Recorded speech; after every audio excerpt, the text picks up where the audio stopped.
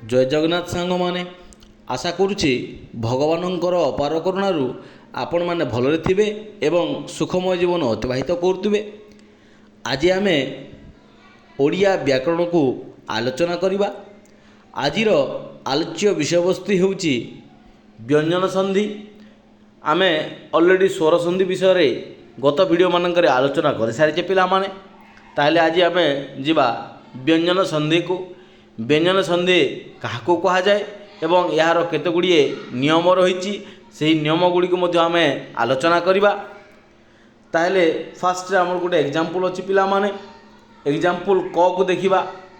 ସଚରିତ୍ର ହେଉଛି ଶିଷ୍ୟର ଶ୍ରେଷ୍ଠ ଭୂଷଣ। ଅର୍ଥାତ୍ ସଚରିତ୍ରଟା କ'ଣ ନା ଚରିତ୍ରଟା ଉତ୍ତମ ହୋଇଥିବା କଥା। ଯଦି ଚରିତ୍ର ଉତ୍ତମ ହୋଇଥାଏ ତାହେଲେ ଶିଷ୍ୟ ବା ଛାତ୍ରର ସେଟା ହେଉଛି ଗୋଟେ କ'ଣ ନା ସେଟା ଗୋଟେ ଅଳଙ୍କାର। ଭୂଷଣ କହିଲେ ଅଳଙ୍କାରକୁ ବୁଝାଏ। କେଉଁ ଭଳିଆ ଅଳଙ୍କାର ହେଇଥିବ ନା ସେଟା ଶ୍ରେଷ୍ଠ ଭୂଷଣ ବା ଶ୍ରେଷ୍ଠ ଅଳଙ୍କାର ହେଇଥିବ। 2 ନମ୍ବରକୁ ଯିବା, ଅର୍ଥାତ୍ ଖକୁ। ଶ୍ୱେତକେତୁଙ୍କୁ ଶିକ୍ଷାଦାନ କରିବା ପାଇଁ ଉଦ୍ଦାଳକ ସଦିଚ୍ଛା ପ୍ରକାଶ କରିଥିଲେ। ଏଠାରେ ସଦିଚ୍ଛା ଯେଉଁ ଅଛି ତାହାକୁ କ'ଣ କରାଯାଇଛି ନା କ୍ୟାପିଟାଲ ବୋଲ୍ଡ ଲେଟରରେ ହାଇଲାଇଟ୍ କରିକି ରଖାଯାଇଛି। କରେ ସଚରିତ୍ରକୁ ଏବଂ ଖରେ ସଦିଚ୍ଛାକୁ, ଏଇ ଦୁଇଟା ଶବ୍ଦକୁ କ'ଣ କରାଯାଇଛି ନା ହାଇଲାଇଟ୍ କରାଯାଇଛି। କାହିଁକି ହାଇଲାଇଟ୍ କରାଯାଇଛି ନା ଏ ଯେଉଁ ଦୁଇଟା ଶବ୍ଦ କ'ଣ ହେଇଛି ନା ଏକରୁ ଅଧିକ ଶବ୍ଦର ମିଳନରେ ହିଁ ସୃଷ୍ଟି ହୋଇଛି। ଯେମିତି ଦେଖିବା ସଚରିତ୍ର। ସଚରିତ୍ରର ଅର୍ଥ ହେଲା ସତ୍ ଯୁକ୍ତ ଚରିତ୍ର। ଯଦି ଆମେ ଦୁଇଟାକୁ ଯୋଡ଼ିଦେବା ତାହେଲେ ଆମେ କ'ଣ ପାଇବା ନା ସଚରିତ୍ର ପାଇବା। ସଦିଚ୍ଛାଟା କ'ଣ? ସତ୍ ଯୁକ୍ତ ଇଚ୍ଛା, ସଦିଚ୍ଛା। ସତ୍ ଯୁକ୍ତ ଇଚ୍ଛା ଶବ୍ଦ ଦୁଇଟି ଏହି ଧାରାରେ ଗଠିତ ହୋଇଛି। ସଚରିତ୍ରରେ ପ୍ରଥମ ଶବ୍ଦର ଶେଷ ବର୍ଣ୍ଣ କ'ଣ ଅଛି ନା ତରେ ହଳାନ ଲାଗିଛି। ଦ୍ୱିତୀୟ ଶବ୍ଦର ପ୍ରଥମ ବର୍ଣ୍ଣ କ'ଣ ଅଛି ନା ଚ ଲାଗିଛି। ତ ହଳନ ଯୁକ୍ତ ଚ ସମାନ ହେଇଛି କ'ଣ ନା ଚ। ଠିକ୍ ଅଛି। ପୂର୍ବପଦ ସତ୍ର ଶେଷ ବର୍ଣ୍ଣ ତ ହଳନ ହେଇକି ଅଛି। ପରପଦ ଚରିତ୍ରର ପ୍ରଥମ ବର୍ଣ୍ଣ ଚ ଦୁଇଟି ବ୍ୟଞ୍ଜନ ବର୍ଣ୍ଣର ମିଳନରେ ଘଟିଛି। ସେହିପରି ସଦିଚ୍ଛା ଶବ୍ଦରେ ତ ହଲନ୍ତ ଇ ଅର୍ଥାତ୍ ପୂର୍ବପଦ ସତ୍ର ଶେଷ ବର୍ଣ୍ଣ ତ ହଲନ୍ତ ସହିତ ପରପଦ ଇଚ୍ଛାର ପ୍ରଥମ ବର୍ଣ୍ଣ ଇର ମିଳନ ଘଟିଛି। ଏଠାରେ ତର ହଳନ୍ତ ଯୁକ୍ତ ଇର ମିଳନ ଘଟିଛି ଦ୍ୱିତୀୟ ଶବ୍ଦରେ ସଦିଚ୍ଛାରେ ଏବଂ ପ୍ରଥମରେ କ'ଣ ହେଇଛି ନା ତ ହଳନ୍ତ ଚ ଅଛି। এই ଯେଉଁ ଦୁଇଟା ତ ହଳନ୍ତ ଚ ଏବଂ ତ ହଳନ୍ତ ଇ, ଏ ଦୁଇଟା ହେଉଛି ବ୍ୟଞ୍ଜନ ବର୍ଣ୍ଣ ସହ ସ୍ୱର ବର୍ଣ୍ଣର କ'ଣ ହେଇଛି ନା ମିଳନ ଘଟିଛି ପିଲାମାନେ। ଅର୍ଥାତ୍ ବୁଝିପାରୁଛ କି ନାହିଁ? ପ୍ରଥମ ଦୁଇଟିରେ ବ୍ୟଞ୍ଜନ ବର୍ଣ୍ଣର ମିଳନ ଘଟିଛି, ଏଠାରେ ବ୍ୟଞ୍ଜନ ବର୍ଣ୍ଣ ସହ ସ୍ୱର ବର୍ଣ୍ଣର ମିଳନ ଘଟିଛି। ତ ଆମେ ଜାଣିଗଲୁ ଯେ କ'ଣ ହେଇପାରିବ ପିଲାମାନେ ନା ପରସ୍ପର ସନ୍ନିହିତ ପୂର୍ବପଦର ଶେଷ ବ୍ୟଞ୍ଜନ ବର୍ଣ୍ଣ ସହିତ ପରପଦର ପ୍ରଥମ ବ୍ୟଞ୍ଜନ ବର୍ଣ୍ଣ ବା ସ୍ୱରବର୍ଣ୍ଣର ମିଳନକୁ ବ୍ୟଞ୍ଜନ ସନ୍ଧି କୁହାଯାଏ। ବ୍ୟଞ୍ଜନ ସନ୍ଧି କିଛି ନାହିଁ ରେ ପିଲାମାନେ।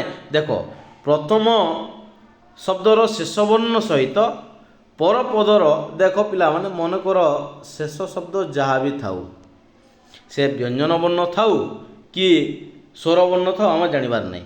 କିନ୍ତୁ ଏତିକି ଗୋଟେ ଆମେ ଜାଣିବାର ଅଛି ଯେ ସେଇଟା ବ୍ୟଞ୍ଜନ ବର୍ଣ୍ଣ ହେଇଥିବା କଥା। ବୁଝିହେଲା କି ନାହିଁ?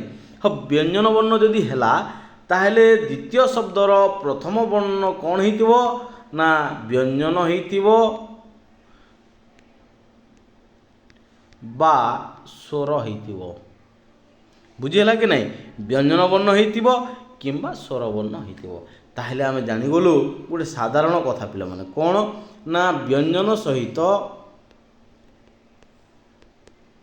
ସହିତ ସ୍ୱର ହେଇପାରେ କିମ୍ବା ବ୍ୟଞ୍ଜନ ହେଇପାରେ। ଯଦି ବ୍ୟଞ୍ଜନ ବର୍ଣ୍ଣ ସହିତ ସ୍ୱର ବର୍ଣ୍ଣର ମିଳନ ହେବ କିମ୍ବା ବ୍ୟଞ୍ଜନ ବର୍ଣ୍ଣ ସହିତ ବ୍ୟଞ୍ଜନ ବର୍ଣ୍ଣର ମିଳନ ଘଟିଲେ ଆମେ ଜାଣିପାରିବା ତାହା ହେଉଛି ବ୍ୟଞ୍ଜନ ସନ୍ଧି। ହେଲା ପିଲାମାନେ, ଯଦି କିଛି ଅସୁବିଧା ଥାଏ ନିଶ୍ଚିତ ଭାବରେ କମେଣ୍ଟ ମାଧ୍ୟମରେ ଲେଖିକି ମୋତେ ଦିଅ। ମୁଁ ନିଶ୍ଚିତ ଭାବରେ ତା'ର ହିଁ ସମାଧାନ କରିକି ଗୋଟେ ଭିଡ଼ିଓ ଆଣିବି। ଠିକ୍ ଅଛି ପିଲାମାନେ, ଆଗକୁ ବଢ଼ିବା। 1 ନମ୍ବର ନିୟମ ଅଛି। ନିମ୍ନରେ ଏହାର ବିଭିନ୍ନ ରୂପ ସମ୍ବନ୍ଧରେ ବର୍ଣ୍ଣନା କରାଯାଇଛି। ଆସ ସେଗୁଡ଼ିକୁ ଆମେ ଜାଣିବା। ଦିକ୍ ଯୁକ୍ତ ଅନ୍ତ ଦିଗନ୍ତ, ଏଠାରେ କ ହଳନ୍ତ ଯୁକ୍ତ ଅ ଅଛି, ସମାନ ହେଇଗଲା ଗ ବା ଦିଗନ୍ତ। উদ্যুক্ত যাপন উদযাপন, দিকযুক্ত গজ দিগ্গজ, উদ্যুক্ত ঘাটন উদ্ঘাটন, বাকযুক্ত ঈশ বাগীশ, ঋযুক্ত অন্ত ঋণত, দিকযুক্ত বଳୟ ଦିଗ୍ବଳୟ, ଯଯୁକ୍ତ ରଥ ଜୟିତ ରଥ। ଏଠାରେ ଆମେ ଦେଖିବା କ'ଣ ନା ବ୍ୟଞ୍ଜନ ବର୍ଣ୍ଣ ପରେ ସ୍ୱରବର୍ଣ୍ଣ ଅଛି ଏବଂ ବର୍ଗର ତୃତୀୟ ଚତୁର୍ଥ ବର୍ଣ୍ଣ କିମ୍ବା ଜ ର ଳ ବ ହ ଥିଲେ ପୂର୍ବପଦର ଶେଷରେ ଥିବା ପ୍ରତି ବର୍ଗର ପ୍ରଥମ ବର୍ଣ୍ଣ ସ୍ଥାନରେ ସେହି ବର୍ଗର ତୃତୀୟ ବର୍ଣ୍ଣ ହୁଏ। ଏଠାରେ ଜିନିଷ ଜାଣିବାର ମୂଳ ଜାଣିବାର ବିଷୟବସ୍ତୁ ହେଉଛି ଏଇଟା ପିଲାମାନେ ଏଇ ଯେଉଁ ବ୍ଲାକ୍ରେ ଲେଖାଯାଇଛି କ'ଣ ନା ବ୍ୟଞ୍ଜନ ବର୍ଣ୍ଣ ପରେ ସ୍ୱରବର୍ଣ୍ଣ ଥିବ ଏବଂ ବର୍ଗର ତୃତୀୟ ଚତୁର୍ଥ ବର୍ଣ୍ଣ କିମ୍ବା ଜ ର ଳ ବ ହ ଥିଲେ ଆମେ କ'ଣ କରିବା ଯଦି ବର୍ଗର ତୃତୀୟ କିମ୍ବା ଚତୁର୍ଥ ବର୍ଣ୍ଣ ଯଦି ମନେକର ଦେଖିବା କ ବର୍ଗର ତୃତୀୟ ବର୍ଣ୍ଣ କ'ଣ ହେବ ରେ ପିଲାମାନେ ନା କ ବର୍ଗର ତୃତୀୟ ବର୍ଣ୍ଣ ହେବ ଗ କ ଖ ଗ ତାହେଲେ ତୃତୀୟ ବର୍ଣ୍ଣ କ'ଣ ହେଇଗଲା ଗ ହେଇଗଲା। ଚତୁର୍ଥ ବର୍ଣ୍ଣ କ'ଣ ହେବ ନା ଘ। ଏଠାରେ ଯେମିତି ଘାଟନ ହେଇଛି ଏଠାରେ ଗଜ ଅଛି। ବୁଝି ହେଉଛି କି ନାହିଁ ପିଲାମାନେ। ତ ବର୍ଗର ତୃତୀୟ ବର୍ଣ୍ଣ କିମ୍ବା ଚତୁର୍ଥ ବର୍ଣ୍ଣ କିମ୍ବା ଜ ର ଳ ବ ହ ଥିଲେ ପୂର୍ବ ପଦର ଶେଷରେ ଥିବା ପ୍ରତି ବର୍ଗର ପ୍ରଥମ ବର୍ଣ୍ଣ ସ୍ଥାନରେ ସେହି ବର୍ଗର ତୃତୀୟ ବର୍ଣ୍ଣ ହେବ। କିଛି ନାହିଁ ଖାଲି ଦେଖିବାର ଅଛି ଯେ ତୃତୀୟ କିମ୍ବା ଚତୁର୍ଥ ବର୍ଣ୍ଣ ଲାଗିଛି କି କିମ୍ବା ସ୍ୱରବର୍ଣ୍ଣ ଅଛି କି କିମ୍ବା ଜ ର ଳ ବ ହ ଅଛି କି। ଠିକ୍ ଅଛି ନେକ୍ସଟକୁ ଯିବା ପିଲାମାନେ। ଏହି ସୂତ୍ରରେ ବାଗାଡ଼ମ୍ବର ଉଦ୍ବେଗ ସତବଚନ ଭବଦିୟ ସଦାନନ୍ଦ ଆଦି ଶବ୍ଦଗୁଡ଼ିକ ମଧ୍ୟ ଗଢ଼ାଯାଇପାରିବ କିନ୍ତୁ ଏହାର ବ୍ୟତିକ୍ରମ ବି ଦେଖିବାକୁ ମିଳିବ। ଯେମିତି ଯାବତଯୁକ୍ତ ଇୟ ସମାନ ହେଇଗଲା ଯାବତୀୟ।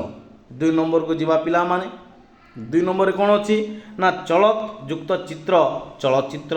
ଏଠାରେ ଚଳଚ୍ଚିତ୍ରଟା କ'ଣ ହେଇଛି ତ ହଳନ୍ତ ଚ ଯୁକ୍ତ ଇ ଚ ହଳନ୍ତ ଚ ଯୁକ୍ତ ଇ ସମାନ ହେଇଗଲା ଚି। ଚଳତ ଯୁକ୍ତ ଚିତ୍ର ଚଳଚ୍ଚିତ୍ର ଚ ହେଲା କି ନାହିଁ। ଉଦ୍ଯୁକ୍ତ ଚାରଣ ଉଚ୍ଚାରଣ, ଉଦ୍ଯୁକ୍ତ ଛନ୍ନ ଉଚ୍ଛନ୍ନ, ଉଦ୍ଯୁକ୍ତ ଛେଦ ଉଚ୍ଛେଦ, ବିପଦଯୁକ୍ତ ଚୟ ବିପଚ୍ଚୟ, ତତ୍ ଯୁକ୍ତ ଛବି ତଚ୍ଛବି। ତ ବା ଦ ପରେ ଚ ବା ଛ ଥିଲେ ତ ବା ଦ ସ୍ଥାନରେ କ'ଣ ହେବ ନା ଚ ହେବ। ଠିକ୍ ଅଛି ତ କିମ୍ବା ଦ ପରେ ଚ ବା ଛ ଥିବ ତାହେଲେ କ'ଣ ହେବ ନା ତ ବା ଦ ସ୍ଥାନରେ ଚ ହେବ ଏବଂ ଏହି ଚ ପରବର୍ତ୍ତୀ ବର୍ଣ୍ଣ ସହିତ କ'ଣ ହେଇଯିବ ପିଲାମାନେ ନା ସଂଯୁକ୍ତ ହୋଇଯିବ। ଠିକ୍ ଅଛି ନେକ୍ସଟ ଆଗକୁ ବଢ଼ିବା। 3 ନମ୍ବରକୁ ଦେଖିବା। ଉଦ୍ଯୁକ୍ତ ଜ୍ୱଳ ଉଜ୍ଜ୍ୱଳ, ଜଗତଯୁକ୍ତ ଜନନୀ ଜଗଜ୍ଜନନୀ, ବିପଦଯୁକ୍ତ ଜନକ ବିପଜ୍ଜନକ, ବୃହତଯୁକ୍ତ ଝଟିକା ବୃହତ୍ ଝଟିକା, ବିପଦଯୁକ୍ତ ଝଟିକା ବିପଦ ଝଟିକା। ତ ବା ଦ ପରେ ଜ ବା ଝ ଥିଲେ ତ ବା ଦ ସ୍ଥାନରେ କ'ଣ ହେବ ଜଡ଼ ହଳନ୍ତ ହେବ। ଠିକ୍ ଅଛି ଏବଂ ଏ ଜ ହଳନ୍ତ ପରବର୍ତ୍ତୀ ବର୍ଣ୍ଣ ସହିତ ଯୁକ୍ତ ହେଇଯିବ। ଠିକ୍ ଅଛି କି ନାହିଁ ପିଲାମାନେ। ତ ବା ଦ ପରେ ଯଦି ଜ ବା ଝ ଥିବ କ'ଣ ଥିବ ନା ତ ବା ଦ ପରେ ଜ ବା ଝ ଥିଲେ ତ ବା ଦ ସ୍ଥାନରେ ଆମେ ଜର ହଳନ୍ତ ବ୍ୟବହାର କରିପାରିବା। ସେଠି ଯେମିତି ଚ କିମ୍ବା ଛ ଥିଲେ ଆମେ କ'ଣ କରୁଥିଲେ ଏଇଠି ଯେମିତି ପିଲାମାନେ ଦେଖିପାରୁଥିବ ତ ବା ଦ ସ୍ଥାନରେ ଆମେ କ'ଣ କରୁଥିଲେ ନା ଚ କରୁଥିଲେ।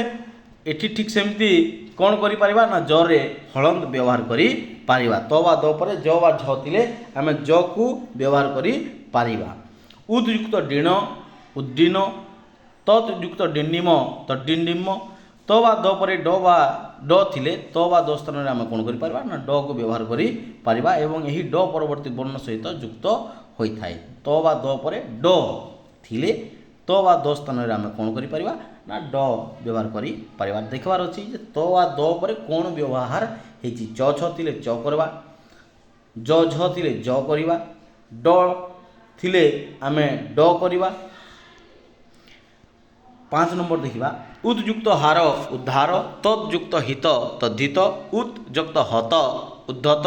ତ ବା ଦ ପରେ ହ ଥିଲେ ଦୁହେଁ ମିଶି କ'ଣ ହେବେ ନା ଧ ହୁଅନ୍ତି ପିଲାମାନେ। ଉଦ୍ଯୁକ୍ତ ଲେଖ ଉଲ୍ଲେଖ, ତଦ୍ଯୁକ୍ତ ଲକ୍ଷଣ ତଲ୍ଲକ୍ଷଣ। ତ ବା ଦ ପରେ ଲ ଥିଲେ ତ ବା ଦ ସ୍ଥାନରେ ପୁଣି କ'ଣ ହେବ ନା ଲ ହେବ। ଯଦି ତ ବା ଦ ପରେ କ'ଣ ଥିବ ଲ ଥିବ ତାହେଲେ କ'ଣ କରିପାରିବା ଆମେ ନା ଆମେ ଲ କରି ତାକୁ ବ୍ୟବହାର କରିପାରିବା। ଉଦ୍ଯୁକ୍ତ ଶୃଙ୍ଖଳ ଉଚ୍ଛୃଙ୍ଖଳ, ଉଦ୍ଯୁକ୍ତ ଶ୍ୱାସ ଉଚ୍ଛ୍ୱାସ, ବିପଦଯୁକ୍ତ ଶଙ୍କା ବିପତ୍ଶଙ୍କା। ତ ବା ଦ ପରେ ସ ଥିଲେ ତ ବା ଦ ସ୍ଥାନରେ ଆମେ ଚର ହଳନ୍ତକୁ ବ୍ୟବହାର କରିପାରିବା ଏବଂ ସ ସ୍ଥାନରେ ଛକୁ ବ୍ୟବହାର କରିପାରିବା। ଯଦି ତ ବା ଦ ପରେ କ'ଣ ଥିବ ପିଲାମାନେ ସ ଥିବ ତାହେଲେ ସ ସ୍ଥାନରେ ଆମେ ଚର ହଳନ୍ଦକୁ ବ୍ୟବହାର କରିବା। ସ ଥିଲେ ଛକୁ ବ୍ୟବହାର କରିବା। ଚ ଛ ମିଶି ଛ ଛ ଛ ହୋଇପାରିବେ।